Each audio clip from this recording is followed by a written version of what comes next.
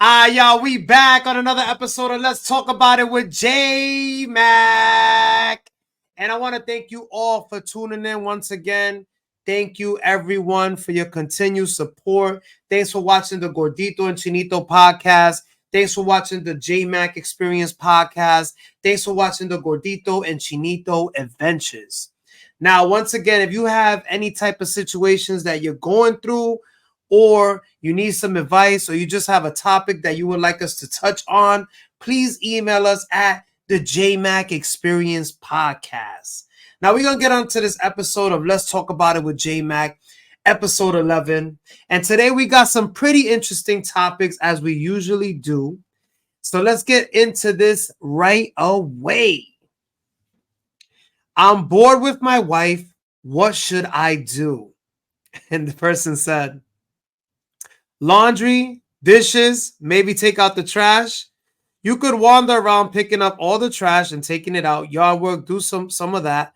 Childcare, do something with the kids if you have them. General housework, do things such as dusting, mopping, sweeping the floors, making the beds, cleaning the bathrooms.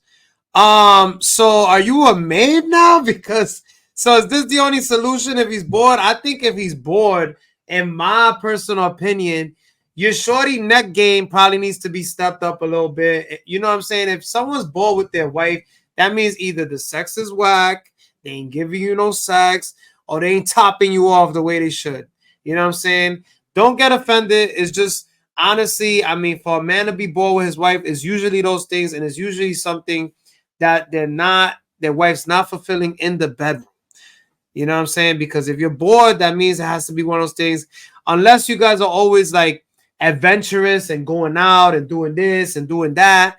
But usually that's what bored technically means. If someone is bored with their significant other, they're not piping it down right, or they're not doing what they got to do in the sack, if you know what I mean. Now, somebody else said, step up your game. At one time, you must have thought she was pretty amazing to have married her. Chances are she's probably bored with you too. Did something change? Ask yourself that question.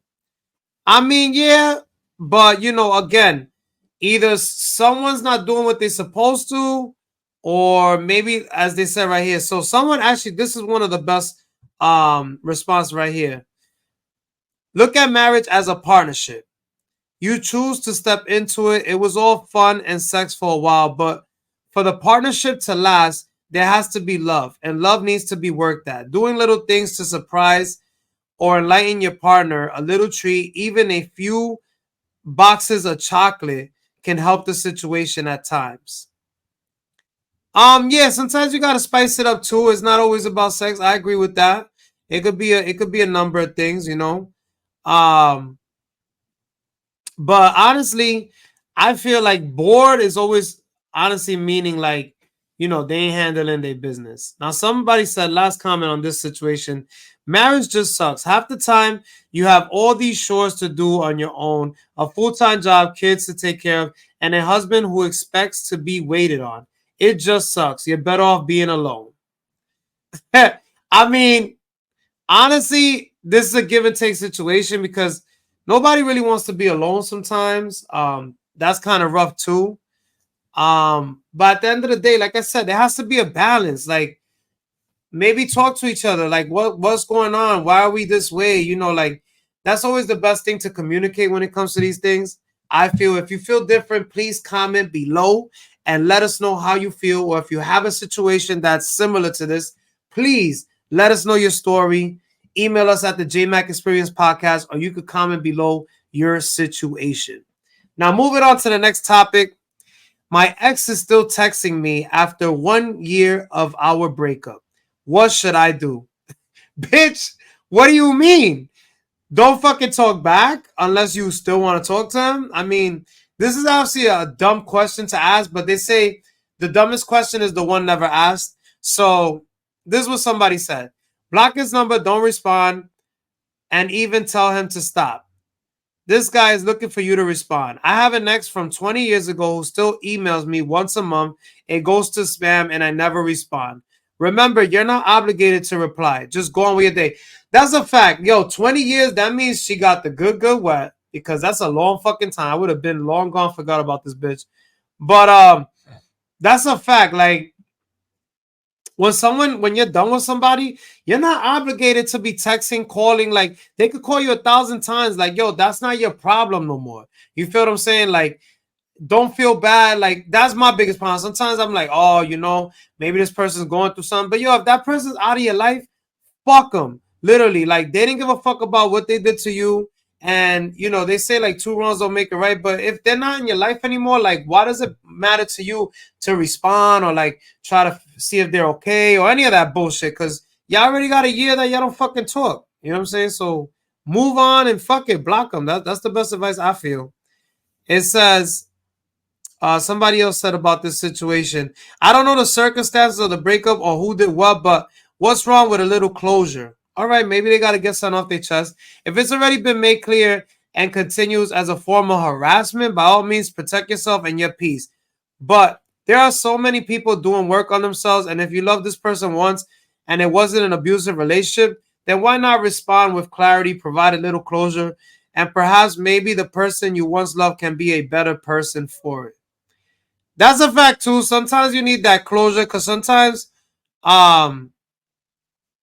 you know, at the end of the day, you leave a relationship sometimes and it just wasn't clarified or justified why. And sometimes you act on your emotions. And sometimes there's a lot of people that break up. They're like, oh, we probably could have worked it out.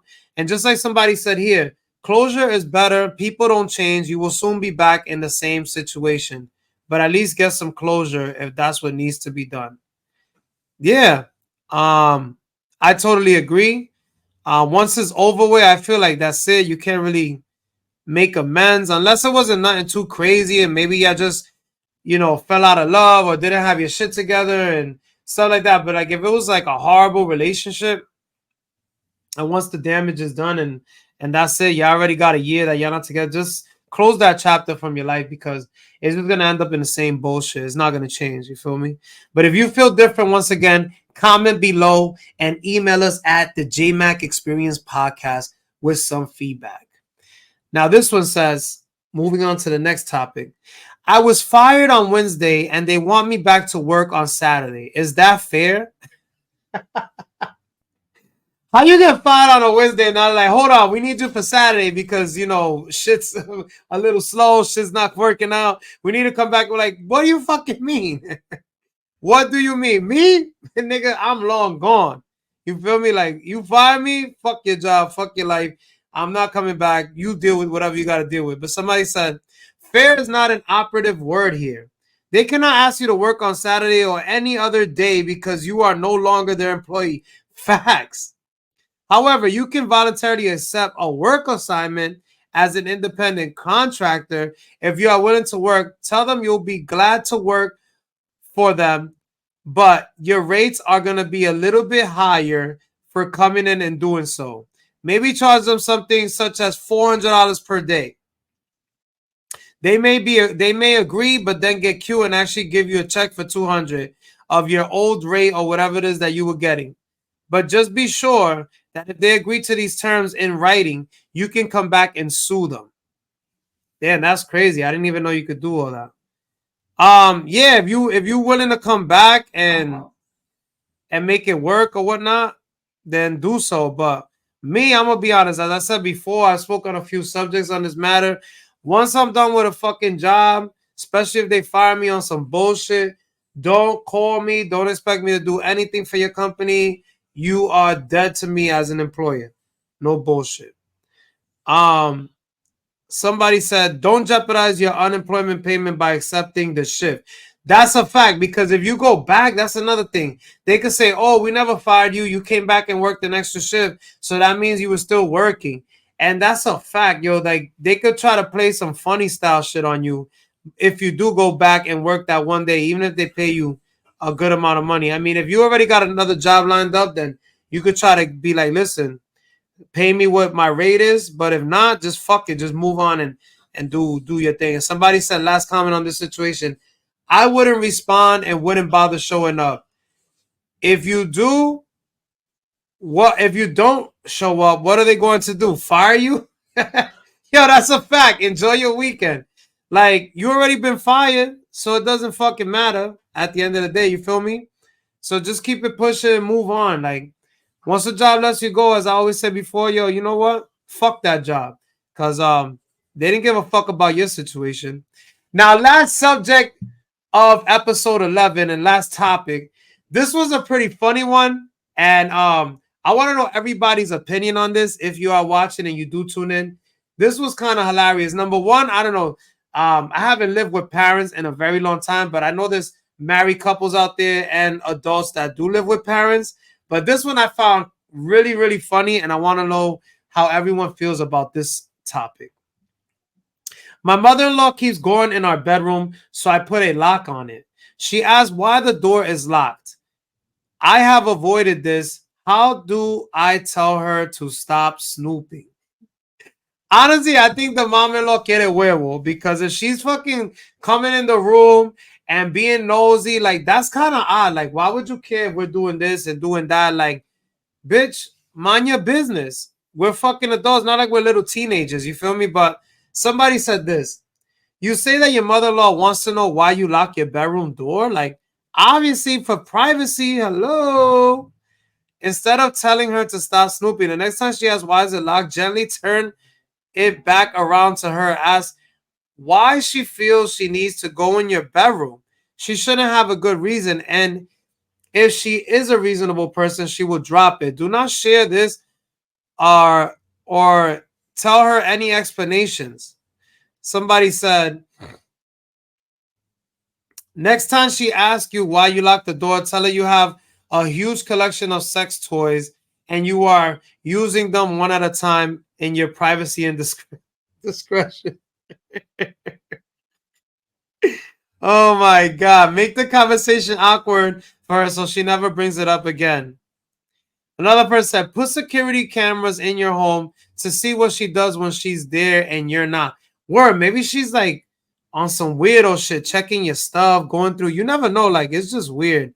Somebody else said the same thing. I would just put a camera or go behind to see if she needed something very odd. And someone said, simply, you are not allowed to rummage through my things. You are not allowed in my personal space. You both do this together. And when you speak with mommy, make sure she understands and it's clear that you are not a child anymore. That's a fact. You're already a grown-up. Like, why they feel the need to ask you, like, what are you doing in your room? Why is the bedroom door locked? Hello? Like, bro, either that or this last one is actually one of the funniest comments. Check to see if she needs to see a psychiatrist, because that's very odd for her wanting to know what you're doing behind closed doors in your own privacy. For real, that's like very odd once again.